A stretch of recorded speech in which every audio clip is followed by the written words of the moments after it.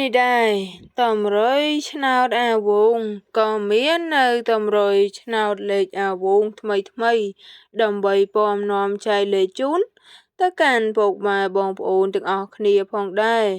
មុននឹងចូលទៅកាន់នៅវីដេអូមួយនេះ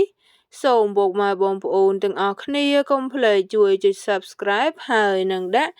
នៅសញ្ញារូបកណ្ដឹងដើម្បីទទួលបាននៅតម្រុយឆ្នោតអាវងថ្មីចែកនៅតម្រុយឆ្នោតយួនអាវងចែកលេខអី14អាវងចែកលេខអី74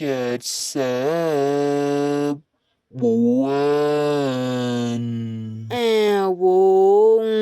ចែកលេខអី469